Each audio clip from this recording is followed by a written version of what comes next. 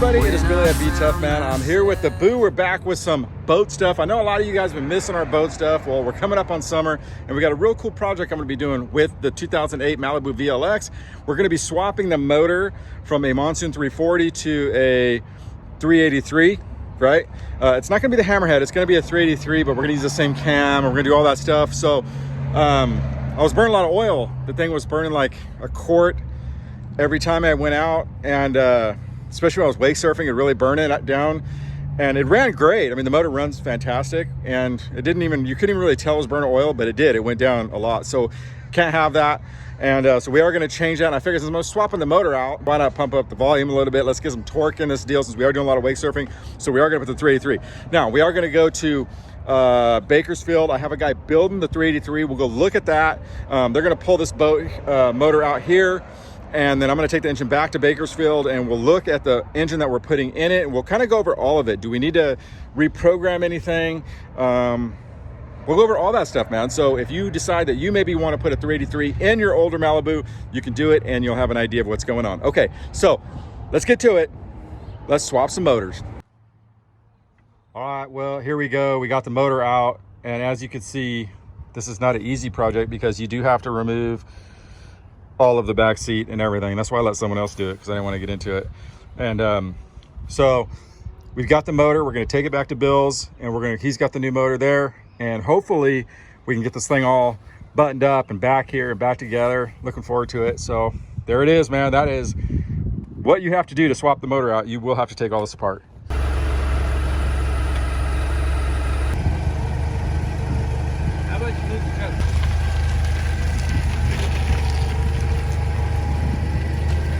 All right, so I'm breaking down the motor. As you can see, I'm gonna leak test these. We'll get into that later on in the video. You definitely wanna, these are so prone to cracking that I wanna show you guys, and I have a video on it, but I might as well just include it in this video so you guys can see it, of how to leak test these. Definitely gonna leak test that. I was able to get this off.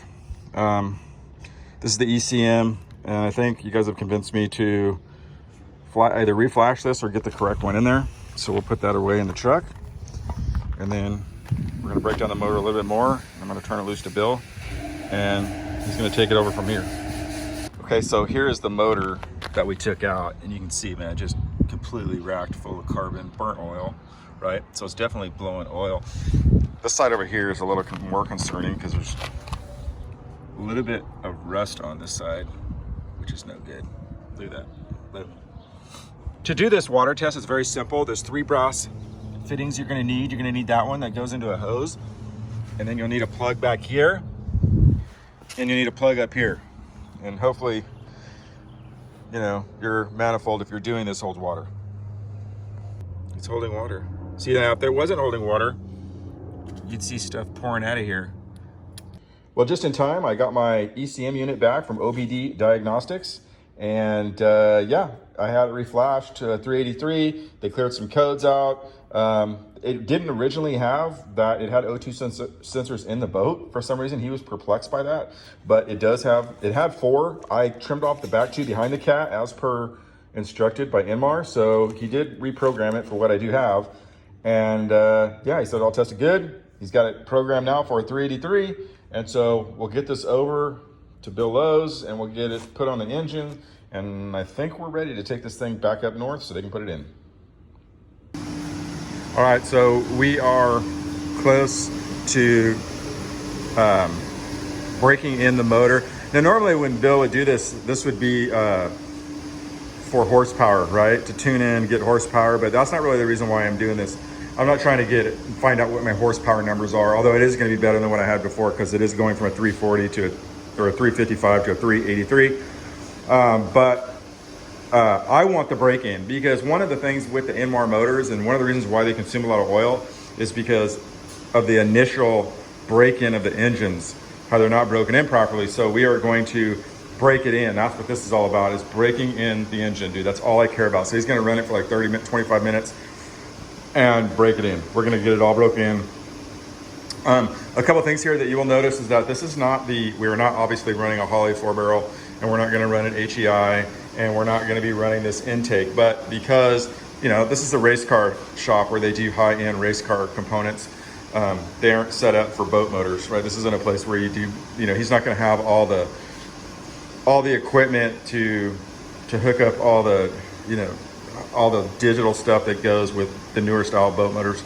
So he's going to break it in with his intake and then take that off, and then he's hot tanking the plenum. I always say this right. Am I saying it right? The plenum, or the intake manifold, that will come off, and that will replace this when he's all done. And then of course the carburetor come off, and then we'll set our own top piece on and get all that done. But we're hoping to have this done today. System of the hoses. This will help somebody out.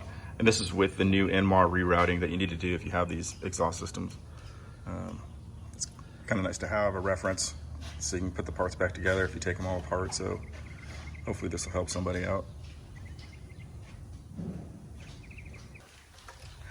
We're here with Bill Lowe, and he's the one who assembled the engine and broke it all in for us.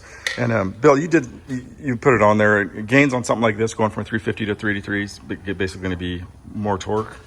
Yeah, more torque, more horsepower, but mostly torque because it's still got a little cam. Yeah, we didn't change the cam. We were kind of both surprised that it used the same cam on both the Hammerhead 383 and the Monsoon 340. Right. Yeah. So it's just simply they just do it for more torque. You're not turning any RPM in the thing, so. Right.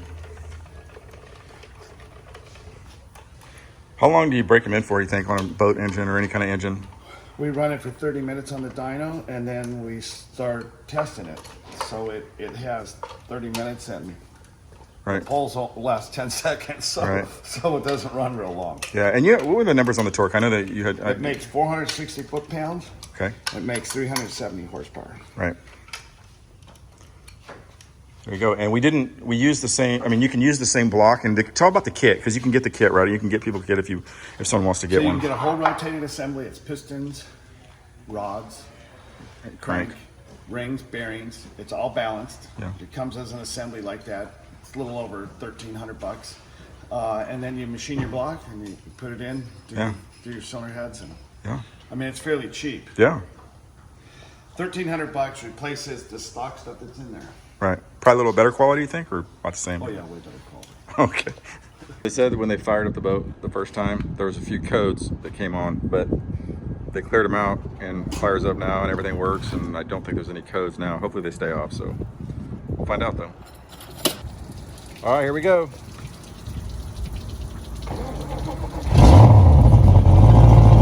Yeah, sounds good to me.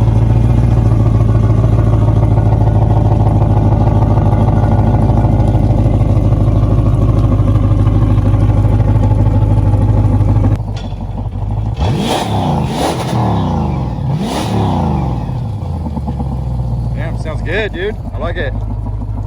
I am at home. I did a couple updates to the motor after I got it back. I have ran it. I just put a new thermostat in it. Started getting kind of warm on me, and I checked the impeller, and it's good. I did add these high temp silicone hoses. These pretty cool looking, right? And then I got rid of the plastic fittings, which suck, and I feel like they'd break at any time or crack when I'm on the lake. So I got these really nice brass ones. Man, they're really heavy duty too. So I got two up here, and then I got one on the bottom. Oh, there's two on the bottom, right? And then, yeah. So anyway, so I'm gonna hopefully get this out at the lake. We're gonna head out tomorrow for the debut voyage of this thing, but it is so far working really good. I'm pretty excited about how everything sounds, and so I had to do some stereo battery work. We had some low batteries, but other than that, everything's working really good. So far so good. I am going to check some stuff out real quick. The people that reprogrammed the ECM said run it for about a few minutes and then check a plug wire out, or check a plug out. So we are going to do that. I'm going to make sure there's no water in the oil. We want to make sure that because this thing had a history of water in the oil when I did break a manifold in the past.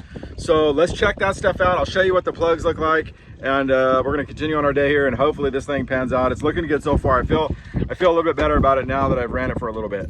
All right, I want to talk about the plug here because I was a little concerned on how white the porcelain was here, and I was like, man, that thing looks like it's running lean. I did some research online and then talked to Bill, the engine builder, and he confirmed that this is typical of a fuel-injected motor that is controlled by a computer because it is running super efficiently and it's always controlling it, right? It's not like a carburetor that's always just dumping fuel no matter what's going on. So he said this was a good deal. I saw some other sites too that said the ring around, the metal ring on the top is also a good indicator of the jetting. So it ran really good. I'm not too concerned about it. And this thing is obviously burning efficiently. All right, so this is a good sign. Pull this out, check the oil. Man, the engine is so clean that the oil is clear as day, man. Look at that, isn't that nice? No sludge in there at all. Man, that's a nice sight to see. So oil checks out.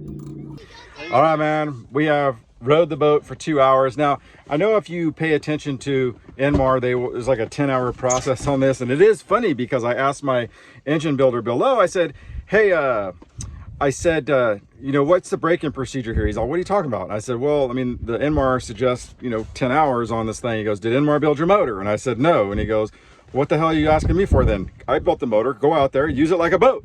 Well, I do want to do that, but I did decide just to put 2 hours of driving around different RPMs. I started off kind of slow, then built it up, and then took it a couple top ends, and everything's working really good. So I do have 2 hours logged in on the motor without being pulled. I'm going to put kind of a light pull here with Sammy. I'm not really weighing it down like I maybe would if I was like going for it, typical summer stuff, but we'll see how it goes. And we'll see how everything pans out. I'm hoping everything works good. So far, so good on the motor. Motor's working really good.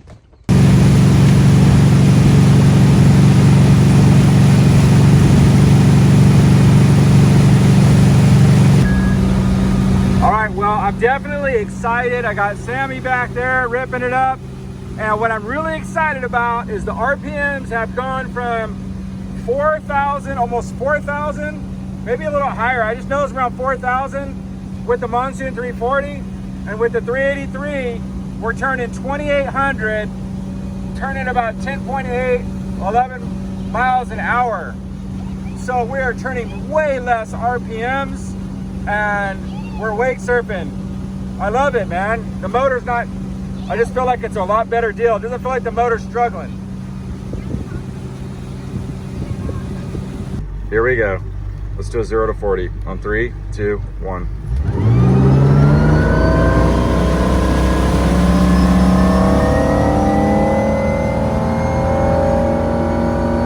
There it is. 0 to 40, man, like that. Definitely jumps out of the hole good. All right, man. Well, we're out here on day 2, and I thought I would just do a recap of everything, and we'll go over my initial thoughts on it. Everything worked great yesterday. I did everything from break-in to wake surf to top end test. We did it all, and everything worked really good. Oil pressure is good. It worked flawless. No more oil smell from the back. There's nothing coming out the back. It worked really good. Checked the oil last night. We got back. It looked good. The plugs look good. So everything is working as it should, and I am excited about that. Okay, so let's get into the pluses out of it, or what I think we gained out of it. Obviously, when I first took it out, I didn't think that, you know, I thought originally like, it just feels, my other motor had a little bit of pep to it, right? So I was thinking like, okay, well, I don't notice a major difference. I mean, it's good, it's really good, but it's not like night and day like when I first started, right? I mean, it was good, but I was breaking in the motor, so I'm not really trying things. But later on, when I did the testing on it, like the wake surf test was the big thing. Like I was floored on that, because we were like, as you saw in the video, I'm going 2,800 compared to 34, 36, maybe a little bit more 100 with the 350. It's spinning up big time on the 350, and on the 383, it's not even working. It sounds like it's idling, right? And that was cool. And what I think also too is that the 383 helps the boat plane easier. And that's maybe why it's working less, right? Because your boat's more like this, because there's so much torque on it that it's like it's keeping the boat like this, where maybe the 350 is spinning harder because the props, you know, sagging down so it's pointed down towards the lake, right? And the 383 has just got so much torque that it has way, I mean, it's 100 foot-pounds more torque, and it's just like helping the boat stay up on plane more, which makes it not have to work harder on the RPMs. So I don't know. As far as fuel consumption, I think it's a wash, because yes, a bigger cubic inch, more horsepower stuff and all that is going to use more fuel. But because the motor's not working as hard, I think that it's not using as much fuel in that way. So it might be a wash on that. I didn't see anything substantial as far as fuel. I'll have to use it more to know that. So there's that. Okay, so let's talk about cost, right? I mean, before I do that, let's talk about, is there anything I didn't like about it? I liked everything about it. There isn't too much I like. The thing that's, you know, bad about it is that your boat's going to be hung up in a boat shop for a little bit. And, you know, it is kind of a headache doing the motor route, right? And I decided to go, rather than just order up a 383 short block, I used my engine builder, Bill Lowe's Pit Stop, just because I know he knows his stuff, and I've had a good history with Bill, and his prices are very reasonable. And so I opted that route, and I thought that was a better deal because we ended up using the same heads. He reworked our heads on it, and so which I do like better than the aluminum heads on the 383 because you know, you want the weight for one, right? And for two, they're just less prone to crack than like an aluminum head, right? You get an aluminum head hot and cold water hits it, you're more prone to crack. So and I want the weight, right? So we got that. Pricing. So through Bill Lowe, I think I was around $4,300 on that deal. And that came with a brand new rotating assembly, a 383 rotating assembly. So that's brand new stuff. That's not me using old stuff and refurbishing it. That was a brand new rotating assembly that had the pistons, rods, crank. And according to Bill, of course, he says it's a lot better than like what you would get through like a standard Inmar motor. So there was that. And he did say he would work on these motors. So if you do want to get the motor done, you can contact Bill, and you can maybe, if you see this video somewhere, I can maybe get you the number, but it's Bill Lowe's Pit Stop, and you know, he's in Bakersfield, California. Really good dude, really smart. And the great part is that he dynoed, or he put it on his dyno for the break-in, which is a critical part on boat motors, you know. And you know, the funny thing is that, like we mentioned, you know, he says that, you know, when he turns it loose, this motor's ready to go. There's no break-in needed. You know, he was kind of insulted a little bit when I told him, hey, I got to break this thing in. And, you know, he's like, why do you want to do that? You know, it's already done. But yeah. So the boat shop charged $3,000 for the swap. And we had a couple of things that we replaced. We replaced like a transmission mount, one of the transmission mounts, and I think we did replace both of the motor mounts. And I would suggest that you do that. If you're going to do it, it's not crazy expensive, and I needed a battery. So by the time I was out the door at the boat shop, I was close to $4,000. So, I did have to send the ECM out. That was $500. I think it was $500 plus maybe like $11 shipping. I don't remember, but that was $500. And I'm kind of glad I did it because I'm not worried about it now. And all the plugs look good. So, yeah, so there we go. So I guess in total, I got about $9,000 in this deal, right? $9,000. And it kind of sounds like a, you know, pretty expensive deal, but I mean, I don't know, man. I mean, look at the price of a new boat right now. You know, you're going to spend upwards of $140,000, $150,000, $160,000, I don't know. And then even a used boat's $100,000. So, I mean, if you can get these boats, if you have a nice, I think this is a pretty nice wake setter, right? I mean, I could be wrong, but I think most people would say it's a pretty tricked out wake setter. It's probably about as good as it gets. 2008 VLX. And so, yeah, I mean, sometimes it's worth it just to spend a little bit of money on your boat. You know, I mean, I think overall in this whole boat, I've got probably, I probably have about 60,000 in it, 55, maybe 60. I mean, we've done a lot, right? We did the sea deck, we've done the upholstery, we've done stereos like maxed out. The outside, I had a lot of stuff fixed. It looks like a brand new boat on the outside. So, I mean, this thing looks as good as you can get, you know, for 2008. It looks better than a lot of like 2018s, you know, as far as the condition of it. So, yeah, I mean, and it's all paid off. I don't owe anything. So it's up to you. A lot of people, you know, would trade their stuff in. To me, I'm like, well, I'd rather just make this thing tricked out. And so that's it. So there you go, man. There is a look at the 383 swap from the 350. If you have any questions, get a hold of me or send me a message on here, and I'll try to get you pointed in the right direction. And yeah, there you go. Thanks for watching. This is Billy at BTUFF.